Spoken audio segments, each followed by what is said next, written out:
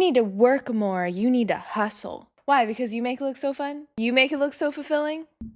All right. Sorry, I'm so sweaty.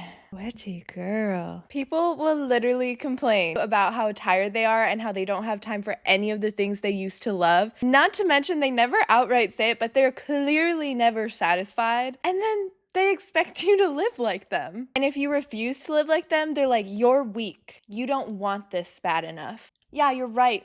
I don't want this enough. What you have. I don't want your life. It's not that I'm trying to get your life without working for it. It's that your life is not the one I'm trying to make. Your path is not the one I'm trying to follow. Hustle culture is so painful for me to watch because while there is value in hard work and determination, I refuse to live a life that if I found out I was gonna die tomorrow, I would resent the fact that I worked my life into the ground, placing my bets on a retirement I will never touch. You cannot convince me it is worth it to strive with everything that I have after my career in a way that robs me of ever appreciating the day that is with me right now. I want to live a life that if I died tomorrow, today would have been enough. I'm not promised tomorrow, promised to make it to retirement. I'm not promised to make it to whatever I have deemed as success. I need to learn to be okay with the journey. Because let me tell you something. If I died tomorrow, I will have enjoyed the sunrise. I will have enjoyed the sunset. I will have enjoyed coffee with my friend this morning and my surf session this afternoon. And though I only made $150 today, which is not a lot to a more experienced or more successful hairstylist, I enjoyed my silly little life and I enjoyed what I did today. And even though there were boring and less enjoyable, less romanticized things during my day too, my life is full enough of what matters to me to feel content. It wasn't anything extravagant, but it was mine and I got to hold it. My career will never be my first priority, and that's gonna tick some people off. But I have friends and family and nature right outside my door. I'm loved by God. I have the best boyfriend in the entire world, and you cannot convince me to sacrifice those things for my career. My career aids those things. It does not control me. It is not my identity. Though I feel great purpose in it, it is not my only purpose. And while I do want to build some level of success so that I have something to leave my friends and family when my time is up, and so that I have the capability to help my friends and family and strangers, some of you, and I say this with all gentleness and love, some of you out of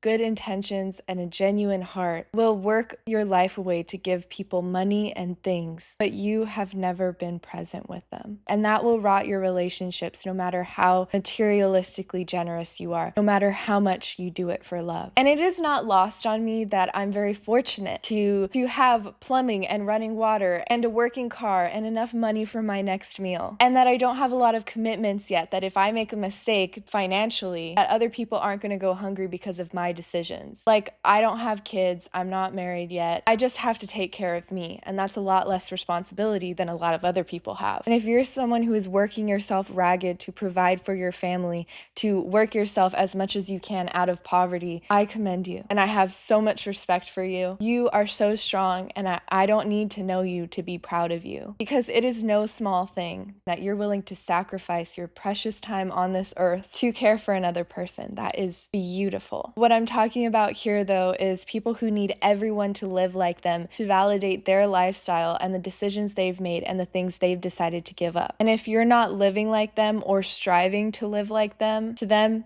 you're a loser.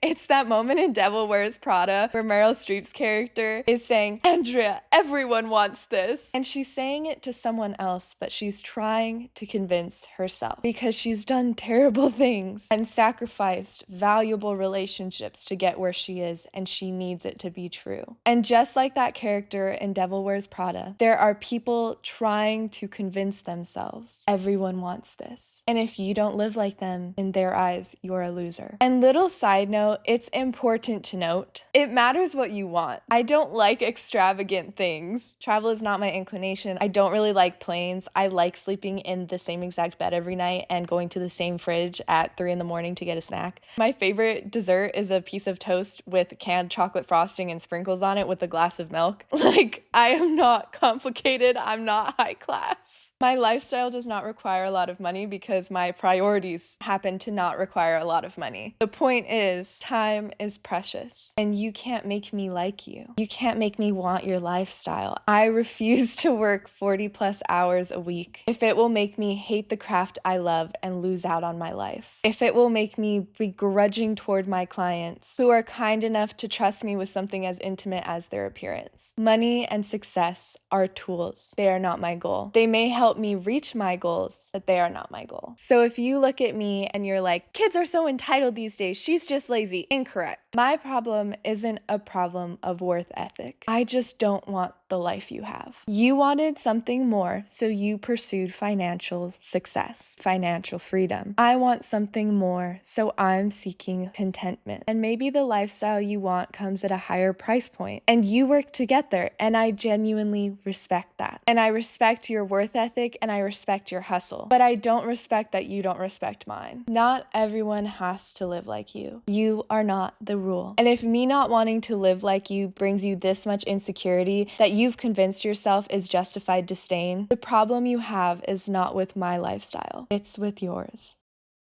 That was good. That was good. I think that's good.